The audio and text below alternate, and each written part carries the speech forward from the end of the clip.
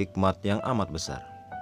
Dan Allah memberikan kepada Salomo hikmat dan pengertian yang amat besar, serta akal yang luas seperti dataran pasir di tepi laut. Sehingga hikmat Salomo melebihi hikmat segala Bani Timur, dan melebihi segala hikmat orang Mesir. Ia lebih bijaksana daripada semua orang. 1 Raja-Raja 4 ayat 29-31.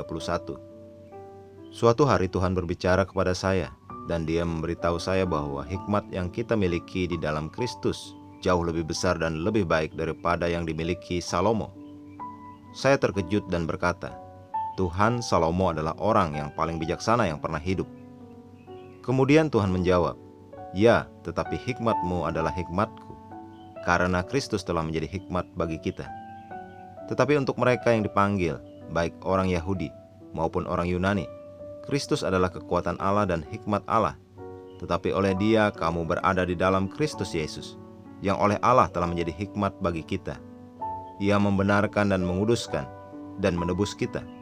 1 Korintus 1 ayat 24 dan 1 Korintus 1 ayat 30.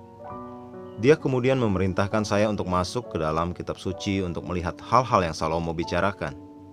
Ia menggubah 3.000 amsal, dan nyanyiannya ada 1.005. Ia bersajak tentang pohon-pohonan, dari pohon aras yang di Libanon sampai kepada hisop yang tumbuh pada dinding batu. Ia berbicara juga tentang hewan, dan tentang burung-burung, dan tentang binatang melata, dan tentang ikan-ikan. 1 Raja-Raja 4 ayat 32-33. Salomo berbicara tentang pohon, tumbuhan, binatang dan sebagainya, dan dia lebih bijaksana daripada semua orang. Tuhan menunjukkan kepada saya bahwa di dalam Kristus kita berbicara tentang hal-hal yang lebih tinggi daripada yang diketahui Salomo. Kita berbicara rahasia yang tersembunyi, rahasia yang membingungkan manusia.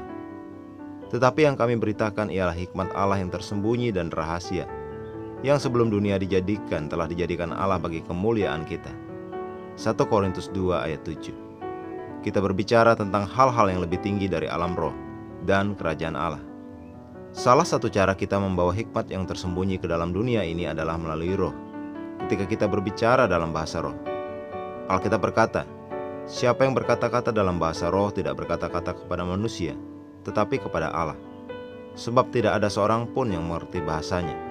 Oleh roh ia mengucapkan hal-hal yang rahasia. 1 Korintus 14 ayat 2. Melalui Roh Kudus kita berbicara tentang hal-hal yang tersembunyi.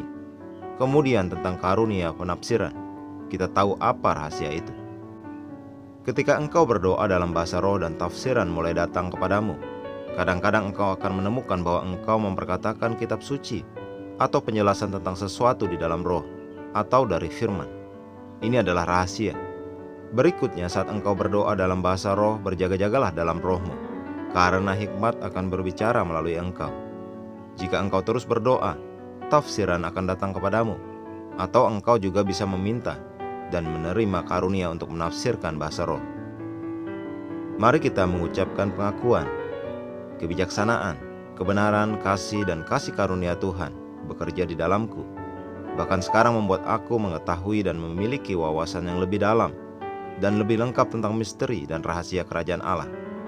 Mata pemahamanku diterangi oleh realitas dan kebenaran Injil. Haleluya!